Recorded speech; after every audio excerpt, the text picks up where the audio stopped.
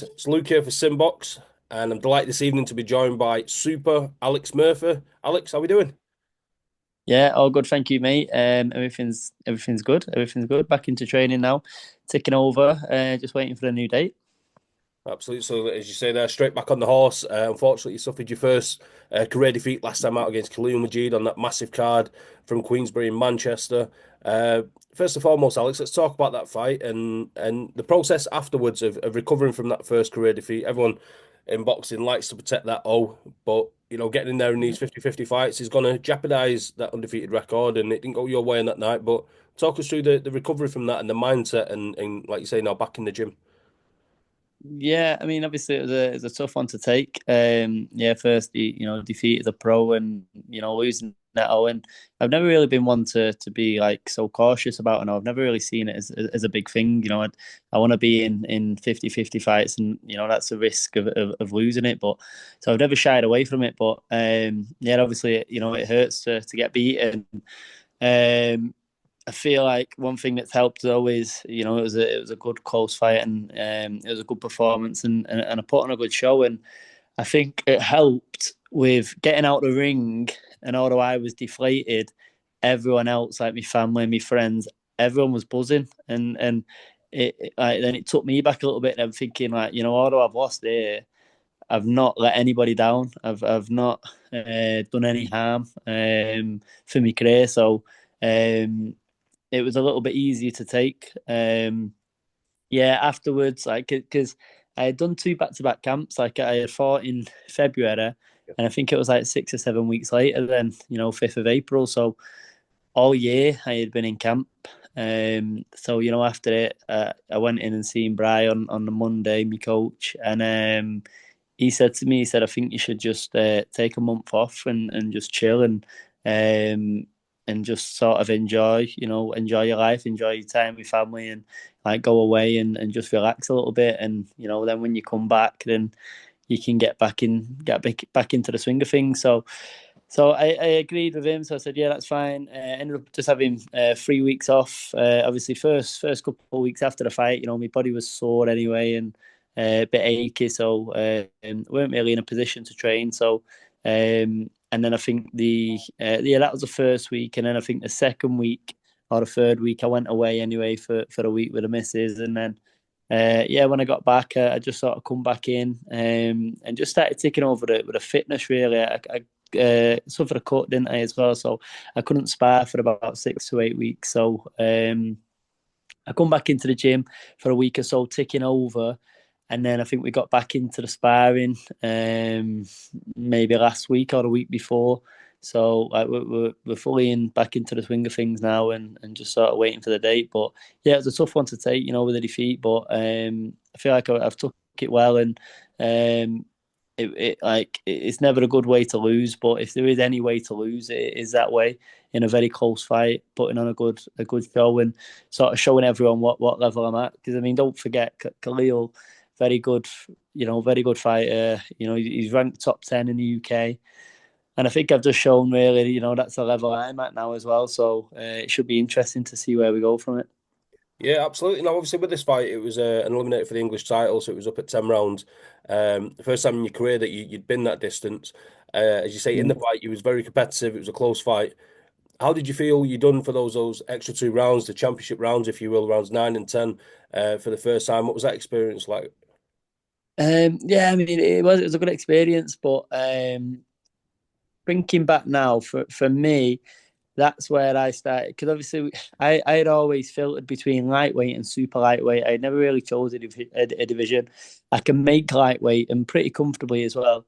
But obviously, we got this opportunity up at 140, up at super light, and we took it. So I'm thinking back now, and this is a conversation I've had with my manager and with Brian. Them last 2 rounds, he changed his tactics a little bit and then started trying to walk me down and turn it into a bit of a dogfight.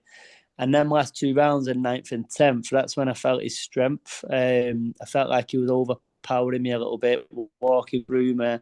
And when we were sort of working inside in the clinch, I felt like he was just too strong for me.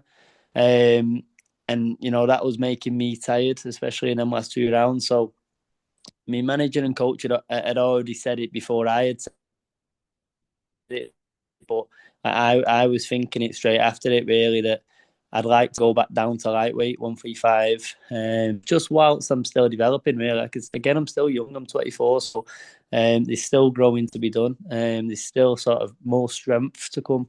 So I think whilst I can make lightweight comfortably, then I may as well go back down to lightweight. And then no doubt over time as I get older, then we'll go back up to super lightweight. But by then I'll be a fully grown man. You know what I mean? So it'll be a better sort of it'll be a better weight to be at. But yeah, the last 2 rounds it was a good experience. I'd done 8 rounds twice, but I'd never gone to 10, and I felt fine in there fitness wise.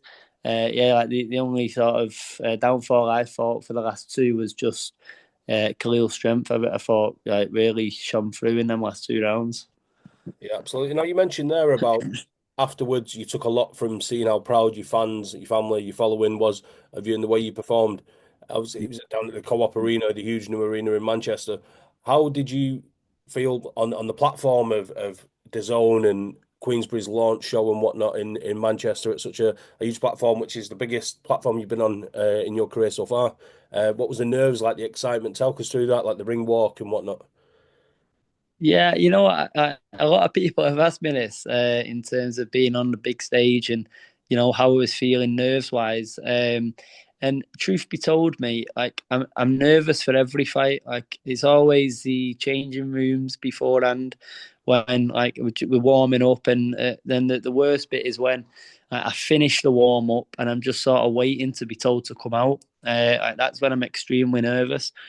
And I wouldn't say there was any more nerves, if I'm being honest, with it being a big show. I'd just say it was just the same. Like I say, I'm very nervous for all my fights. So, yeah, I didn't feel like there was any more nerves. Obviously, it was a lot different with this show, walking out, in front of the co-op and with the cameras and everything like that. But again, if I'm being honest, I didn't feel like it impacted me or affected me. Like, if anything, it felt like I belonged there. Like I felt a sense of belonging. So it was quite cool and quite cool to experience that. And like one thing my team has said after it was big fights like that on big platforms like live on DAZN, some people like will just freeze, under the pressure. And I feel like I've shown that, an occasion like that, I can, it doesn't get the better of me. So, yeah, it was just a mint experience. Like I felt like in the changing rooms beforehand, I felt important. You know what I mean? Like it was good.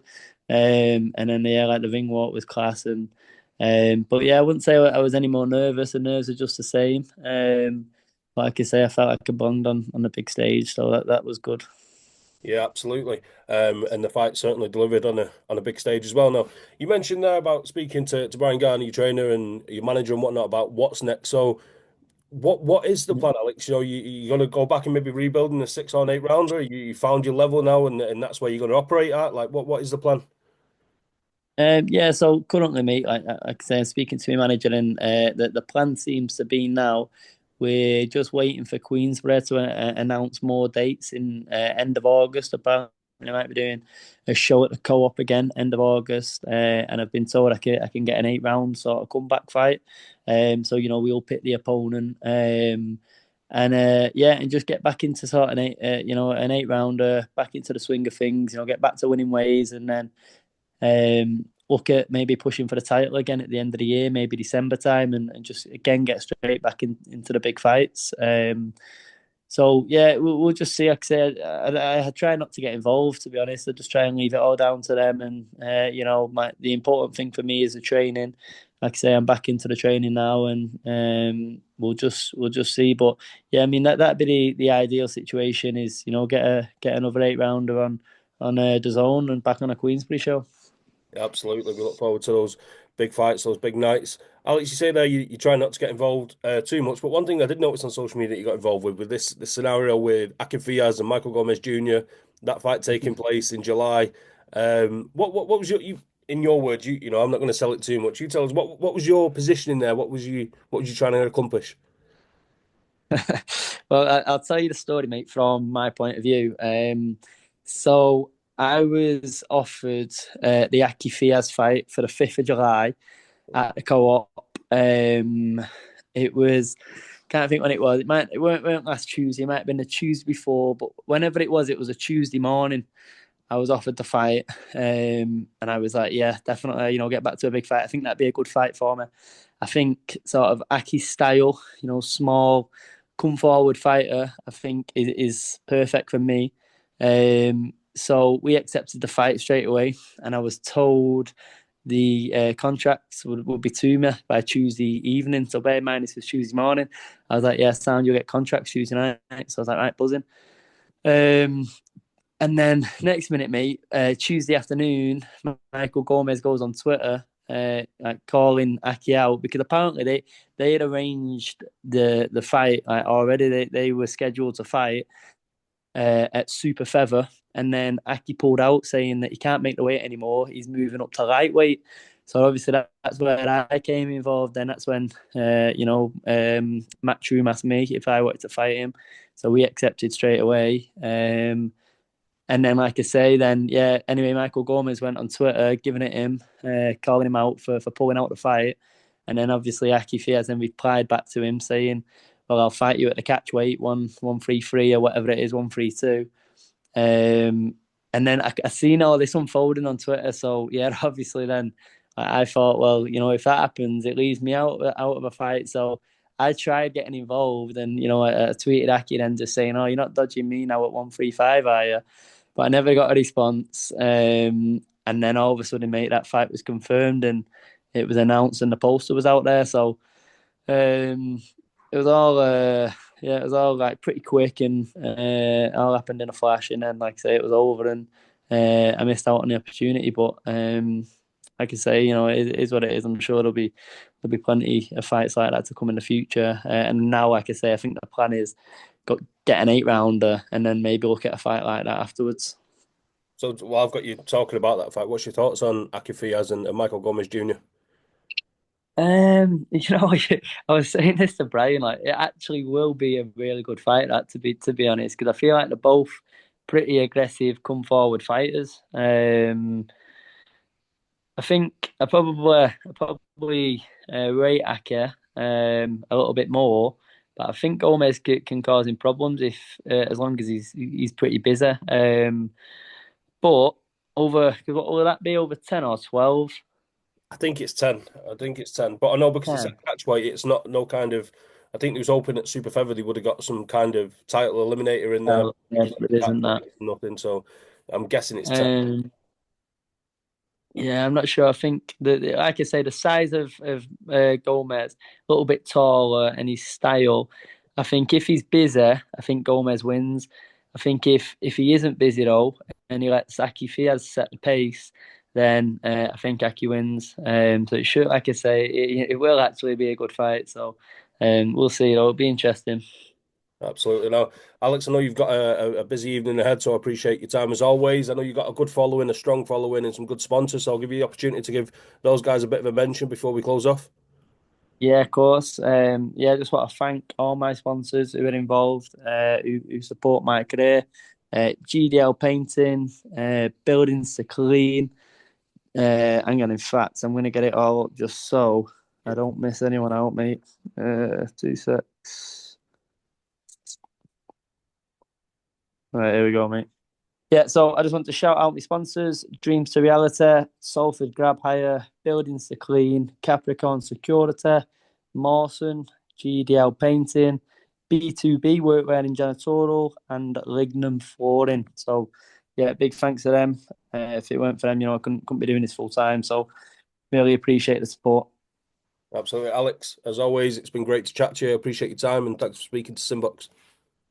Perfect. Cheers, mate. Thank you.